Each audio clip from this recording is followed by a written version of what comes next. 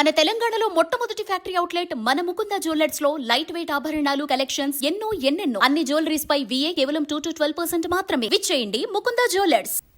ఎవరు అడ్డుపడినా Telangana rising vision ప్రణాళికలకు అనుగుణంగా రాష్ట్రాన్ని అభివృద్ధి చేస్తామని ముఖ్యమంత్రి రేవంత్ రెడ్డి స్పష్టం చేశారు.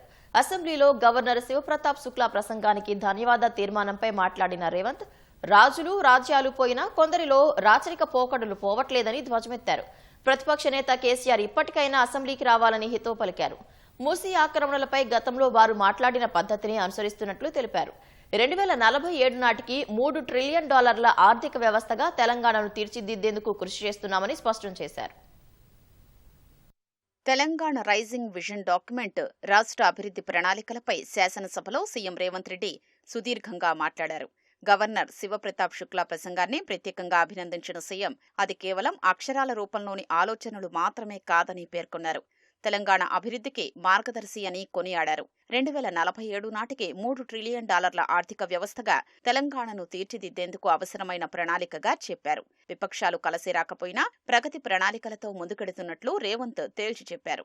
ఇక్కడ రాజకీయాలకు తావు లేదు. గవర్నర్ ప్రసంగం సందర్భంగా రాజకీయాలు మాట్లాడుకోవడానికి రేపటి నుంచి సభ ఇంకా జరుగుద్ది అధ్యక్ష. 15 రోజులు విజ్ఞతతో వ్యవహరించాలి. ఆ విజ్ఞత తెలంగాణ 4 కోట్ల ప్రజలకు ఉపయోగపడాలి. ఈ దేశానికి ఆదర్శంగా నిలబడే విధంగా మన రాష్ట్రాన్ని తీర్చిదిద్దుకోవాల్సిన అవసరం మన మీద ఉన్నది అధ్యక్ష. ఓ 10 ఏళ్లు ఉద్యమం చేసినామని చెప్పుకునే వాళ్ళు వ్యవహరించే తీరు, మాట్లాడే పద్ధతి ఇది సరైనదేనా? తమరొకసారి ఆలోచన చేయమని అందరికీ సూచన చేయండి అధ్యక్ష.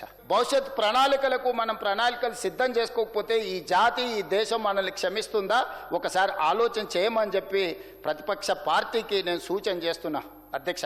వాళ్ళు కలిసి వచ్చినా కలిసి రాకపోయినా ఏది ఏమైనా ఎవరు అడ్డుపడ్డా ముందుకు వెళ్లాలని ఈ ప్రభుత్వం నిర్ణయం తీసుకున్నది అధ్యక్ష. దేశంలో ప్రజాస్వామ్యం అమల్లోకొచ్చినా ఇంకా కొందరు రాజులుగా భావిస్తూ నియంత పోకడలు అనుసరిస్తున్నారని సీఎం రేవంత్ విమర్శించారు. అలాంటి వారికి సరైన సమయంలో ప్రజలు బుద్ధి చెప్పినా వారి తీరులో మార్పు రావటం లేదని ధ్వజమెత్తారు. గవర్నర్కు శుభాకాంక్షలు చెప్పేందుకైనా ప్రతిపక్ష నాయకుడు కేసీఆర్ రాకపోవడాన్ని సీఎం రేవంత్ రెడ్డి తీవ్రంగా ఆక్షేపించారు. రాచరికంలో అధికారం వారసత్వంగా వచ్చేది మనం చరిత్రలో చూసినాం. వారసత్వం వస్తుందనుకొని ఆశపడి భంగపడి ఈరోజు ఆ బాధతో, దుఃఖంతో ఏమి మాట్లాడాలి, ఏమి మాట్లాడకూడదనే విచక్షణను కూడా ప్రదర్శించకుండా వారిదైన శైలిలో వారు మాట్లాడడం జరుగుతుంది అధ్యక్ష. శాసనసభ ఆవరణలో తెలంగాణ తల్లిని ఆవిష్కరించుకున్న సందర్భంలో కొత్త గవర్నర్ శుక్లా గారికి శుభాకాంక్షలు తెలిపేందుకైనా ప్రధాన ప్రతిపక్ష నాయకుడు వస్తారని మేము ఆశించాం. ప్రజలే తప్పు చేశారని అనుకుంటూ అహంకార ధోరణితో వ్యవహరిస్తున్నారు. ప్రజలు బుద్ధి చెప్పి ప్రతిపక్షంలో కూర్చోబెట్టిన ఇప్పుడు అదే తీరుగా వ్యవహరిస్తున్నారు అధ్యక్ష. ప్రధాన ప్రతిపక్ష నాయకుడు 1,56,56,774 రూపాయల జీత భత్యాలు పొందడం జరిగింది అధ్యక్ష. మరి ఏమాత్రం విధులకు హాజరు కాకుండా ఈ రకంగా గైర్హాజరు అయ్యే ఎవరైనా, నేను ఏ ఒక్కరి కోసము దీని గురించి నేను ప్రస్తావించడం లేదు.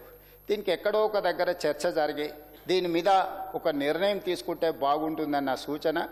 భవిష్యత్తులో ఏఐతో వైట్ కాలర్ ఉద్యోగాలు పోతాయన్న అపోహలు నెలకొన్న తరుణంలో బ్లూ కాలర్ ఉద్యోగాలు పెంపొందించేలా ప్రభుత్వం చర్యలు చేపట్టిందని రేవంత్ రెడ్డి వివరించారు. ORR నుంచి RRR వరకు పెట్టుబడులు ఆకర్షించేలా తయారీ క్లస్టర్ను ఏర్పాటు చేయనున్నట్లు వెల్లడించారు. హైదరాబాద్ను కేంద్ర ప్రభుత్వం బుల్లెట్ ట్రైన్ హబ్గా మారుస్తోందన్న సీఎం, ఈ హబ్ కోసం శంషాబాద్ ఎయిర్పోర్టు పక్కన 500 నుంచి 600 ఎకరాల స్థలం కేటాయించనున్నట్లు వివరించారు. అక్రమ నిర్మాణాలపై గతంలో కేసీఆర్, కేటీఆర్ మాట్లాడిన మాటల్ని వినిపిస్తూ రేవంత్ తీవ్ర విమర్శలు గుప్పించారు. 10,000 పైగా అక్రమ కట్టడాలను మళ్ళీ తెలుగులో చెప్తే సరిపోదని మళ్ళీ హిందీలో కూడా చెప్పిండు అధ్యక్ష, వాళ్ళకు కూడా అర్థమయ్యేటట్టు. వాటన్నిటిని కూడా బుల్డోజర్, జేసీబీలు పెట్టి కొట్టేసేయండి, మొత్తం తొక్కేసేయండి అని ఆనాడు చెప్పిండు అధ్యక్ష. అప్పుడే చరిత్ర మర్చిపోయింది అధ్యక్ష మీరు మాట్లాడింది.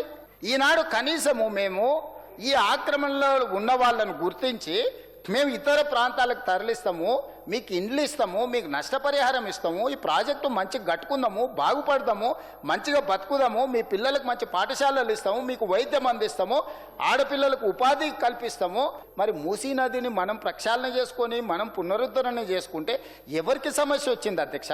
అక్కడ నివసిస్తున్న వాళ్లకు సరైన నష్టపరిహారం ఇచ్చి ఈరోజు మూసీ నది ప్రక్షాళన చేసుకొని ప్రాజెక్టులు నిర్మించుకొని ఒక మంచి ఆర్థిక వ్యవస్థను అభివృద్ధి చేసుకుందాం, చారిత్రాత్మకమైన కట్టడాలు ఉన్నాయి, ప్రపంచ పర్యాటక కేంద్రంగా మార్చుకుందామని ఎంత చెప్పినా వినరేంది అధ్యక్ష. ఏమీ చేయొద్దు కానీ మీరు అక్కడి నుంచి ఎవరిని కదిలియొద్దు, ఎవరిని ముట్టుకోవద్దు, దేన్ని మీరు తొలగించొద్దు, కానీ మీరు అభివృద్ధి చేయండి అంటారు. ప్రభుత్వ ఆదాయం తగ్గుతున్నా కాలుష్య నియంత్రణకు చిత్తశుద్ధితో కృషి చేస్తున్నామని ముఖ్యమంత్రి రేవంత్ రెడ్డి తెలిపారు. ఎలక్ట్రిక్ వాహనాలు కొనుగోలు చేసే వారికి పన్ను మినహాయింపు కల్పించినట్లు వివరించారు. త్వరలో క్యూర్ పరిధిలోని ఆటోల్ని ఉచితంగా రెట్రోఫిట్టింగ్ చేసి ఈవీ వాహనాలుగా మారుస్తామని సీఎం ప్రకటించారు. మన నగరాన్ని మనం పరిరక్షించుకోకపోతే, చెరువుల్ని పునరుద్ధరించుకోకపోతే భవిష్యత్ తరం మనల్ని క్షమించదని సీఎం హెచ్చరించారు. మెట్రోను విస్తరించుకోవడం, ఫ్లైఓవర్లు కట్టుకోవడం, రోడ్లను అభివృద్ధి చేయడం, ఫుట్పాత్ల ఆక్రమణలు తొలగించడం, పార్కులను పునరుద్ధరించడం, చెరువులను, కుంటలను, నాలాలను ఆక్రమించుకున్న వాళ్ళని తొలగించి నీటి స్థలాన్ని నీళ్లకు వదిలేసి మనం ఉండాల్సిన దగ్గర మనం ఉండాలని ఈరోజు ఏర్పాట్లు చేస్తున్నాం అధ్యక్ష. ఏది చేసినా కూడా చెయ్యొద్దు, మేము అడ్డం పడతాం. ఏం విధానం అధ్యక్ష ఇది? బతుకమ్మ కుట్ట ప్రాంతంలో ఉండే వేలాది కుటుంబాలు ప్రభుత్వాన్ని అభినందిస్తున్నాయా లేదా, హైడ్రాని సన్మానిస్తున్నాయా లేదా ఒకసారి వారినండి అధ్యక్ష. నిన్నగాక మన బుమ్రక్ దౌలాన్ ఆక్రమణలు అన్నిటిని తొలగించి ఆ చెరువును పునరుద్ధరిస్తే అసదుద్దీన్ ఓవైసీ గారు స్వయంగా వచ్చి అక్కడ ఉండే ప్రాంత ప్రజలు వేలాది మంది బ్రహ్మరథం పట్టిరు అధ్యక్ష.